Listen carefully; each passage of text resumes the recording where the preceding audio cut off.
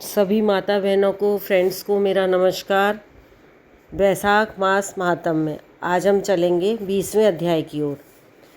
19वें अध्याय में हमने भगवान विष्णु की बारे में जानकारी प्राप्त की। शंख मुनि ने व्याध को सब कुछ बताया और ये भी बताया कि सभी देवताओं में कौन श्रेष्ठ है, और अंत में ये परिणाम निकला कि सभी देवताओं में प्राण ही सर्वश्रेष्ठ है, क्योंकि जो मृत शरीर को उठाने में समर्थ होगा, भगवान ने कहा वही सर्वश्रेष्ठ है। सभी देवताओं ने क्रमबद्ध रूप से प्रवेश किया, परंतु शरीर मृत ही रहा। अंत में प्राण के प्रवेश करते ही शरीर उठ बैठा। तब सभी देवताओं ने निश्चय किया कि बल, ज्ञान, धैर्य, वैराग्य और जीवन से भी अधिक प्राण ही समस्त देवताओं का अधीश्वर एवं व्यापक है। बोलो गणेश जी महाराज की जय, गुरु जी महाराज की जय। अब मैं आपको 20वां अध्याय सुनाती हूँ। व्याध बोला, हे ब्राह्मण, परमेश्वर ने करोड़ों जीव क्यों रचे हैं? इनके भिन्न भिन्न कर्म और अनेक सनातन मार्ग क्यों हैं तथा इन सबका स्वभाव एक जैसा क्यों नहीं है? ये जानने की मेरी इच्छा है, आप बताइए। ये सुन शंख मुनि कहने लगे, सतोगुणी, रजोगुणी और तमोगुणी ये 3 प्रकार के जीव होते हैं। इनमें रजोगुण कर्म करते हैं। इनकी बुद्धि पाप पुण्य मिश्रित होती है। ये किसी कामना के निमित्त ही देवता को समर्पित होते हैं, अतः ये पाप और पुण्य दोनों करते हैं। इसके फलस्वरूप स्वर्ग और नरक दोनों को भोगकर संसार में बार बार जन्म लेते हैं। तमोगुणी तमोगुण के कर्म करते हैं। वे निष्ठुर तथा निर्दयी देवताओं का पूजन करते हैं और सबसे द्वेष रखने के कारण बहुत दुखी रहते हैं। ये राक्षसों से लेकर पिशाच तक की तामसी गति को प्राप्त करते हैं। सतोगुणी सतोगुण के कर्म करते हैं। ये धर्म, शील, दयावान, श्रद्धावान, पराई निंदा न करने वाले तथा कामना रहित होते हैं, जिसके कारण ऊर्ध्वलोक को जाते हैं। कभी कभी इन गुणों में विषमता भी हो जाती है, जिसके कारण ऊंच नीच कर्म करने से प्राणी दुख सुख आदि पाते हैं। प्रकृति का कभी नाश नहीं होता। अपने अपने गुणों के कारण ही कर्मों के फल भोगने पड़ते हैं। पूर्ण काम विष्णु भगवान में कोई विषमता नहीं है। वे उत्पत्ति, पालन और संहार ये तीनों कार्य समान भाव से करते हैं।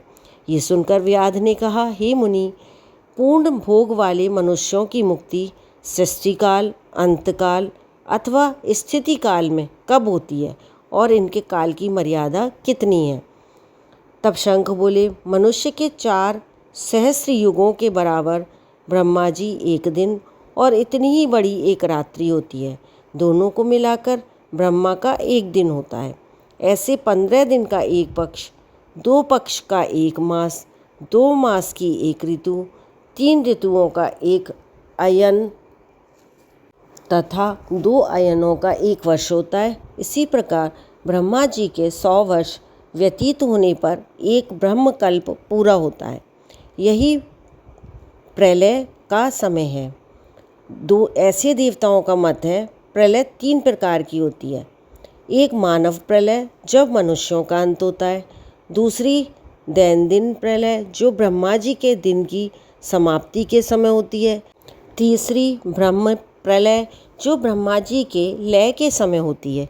इसी तरह 14 मनवंतरों की प्रलय होने पर एक दैनंदिन प्रलय होती है। इन प्रलयों की भी उतनी ही अवधि स्थिति रहती है। मनवंतर प्रलय में भूर्भुवस्वाहा इन तीनों लोकों का लय होकर चेतन जीवों का ही नाश होता है, स्वरूप का नहीं। केवल उन लोकों में पूर्ववत जल प्लावन हो जाता है। अंत में चेतन जीवों की पुनः उत्पत्ति होती है।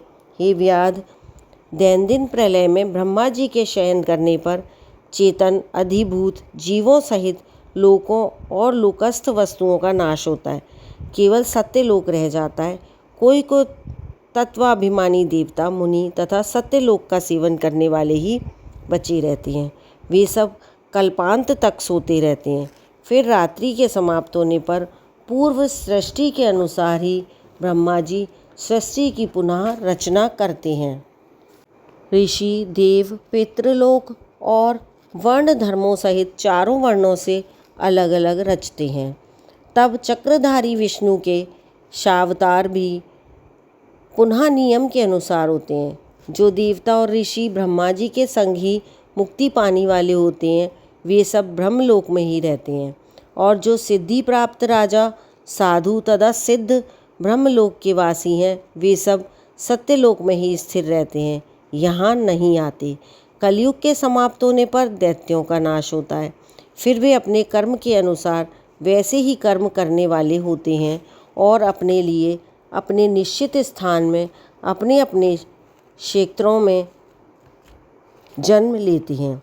अब मैं तेरे सामने सृष्टि काल और मुक्ति काल का वर्णन करता हूँ, वे उसे सावधान होकर सुन। देवादिदेव भगवान का एक निमेष ब्रह्मा जी के एक कल्प के बराबर होता है।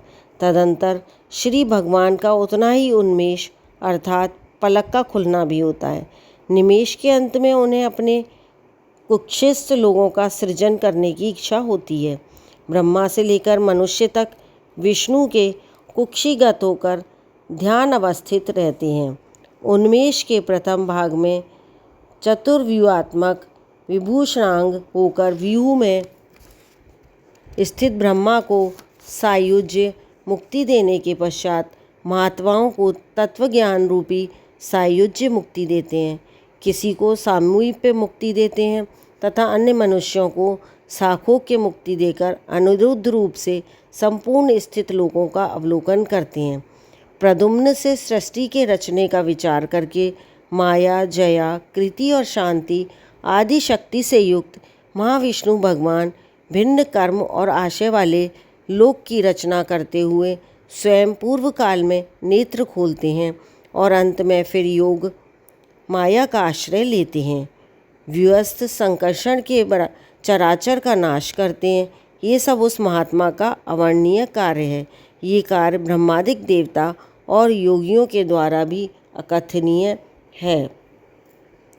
ये सुन व्याध ने कहा, ही महाराज, भागवत धर्म कौन से हैं और किन धर्मों से भगवान विष्णु प्रसन्न होते हैं?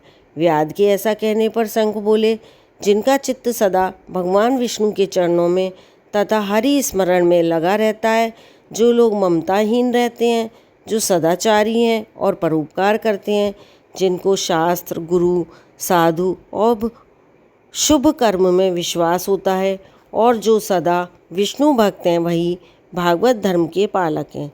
सब देशों में घूमने, सब कर्मों को करने और सब धर्मों को सुनने पर भी चित्त को विषयों में लगाए रखने के वाले लोग कुछ भी नहीं कर सकते। कामना रहित होकर तथा श्रद्धापूर्वक जो विष्णु संबंधी धर्म कार्य किए जाते हैं, वही भागवत धर्म है। इस लोक में और परलोक में सुख देने वाले धर्म लक्ष्मी जी को भगवान ने वैशाख धर्म बताए हैं, जो विष्णु भगवान को प्रसन्न करते हैं।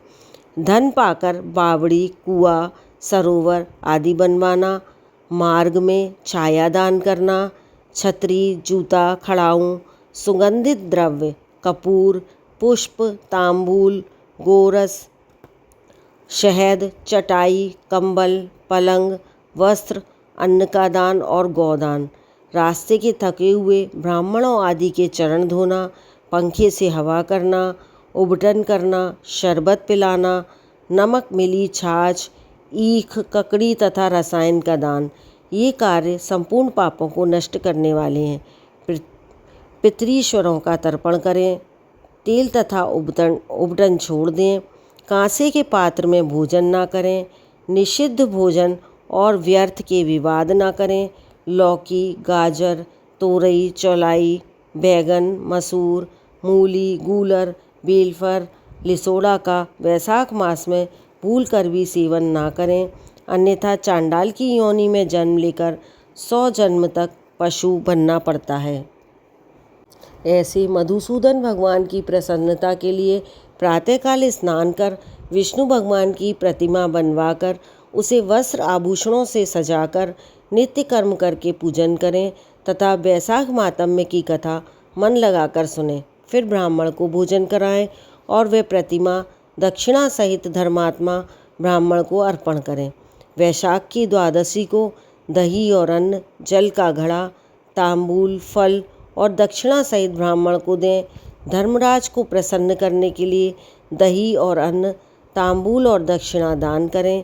पहले दही और अन्न से पितरीश्वरों की तृप्ति के लिए अक्षत दें, फिर गुरु और विष्णु के लिए दें तथा यथाशक्ति गौदान कर विष्णु वैकुंठ प्राप्ति के निमित्त विष्णु भगवान से प्रार्थना करें। ऐसा करने वाला सब पापों से छूट अपने 100 कुलों का उद्धार कर सूर्यमंडल को वेद विष्णु के परम धाम को जाता है। जब शुतदेव जी बैसाख मास के धर्मों की कथा कह रहे थे, उसी समय वहाँ एक पंचशाखी वृक्ष पृथ्वी पर गिर पड़ा। उस वृक्ष की कोटर में से एक बड़ा भयंकर सर्प निकला, जो तत्काल ही अपनी पाप रूपी देह को त्याग कर हाथ जोड़कर सिर झुकाकर वहाँ बैठ गया। कल हम सुनेंगे इसके आगे की कथा 21वें अध्याय में। 19वां अध्याय समाप्त होता है। बोलो विष्णु भगवान की जय, माँ लक्ष्मी जी की जय, बैसाख महात्म्य की जय। मैं आशा करती हूँ कि आप सब लोग नियम से ये महात्म्य सुन के अपने पुण्य को बढ़ा रहे होंगे। अगर आप हमारे इस चैनल पर नए हैं तो हमारे चैनल को लाइक करें, शेयर करें, और अगर कोई कमी हो तो कमेंट करके बताएं और सब्सक्राइब करें। धन्यवाद।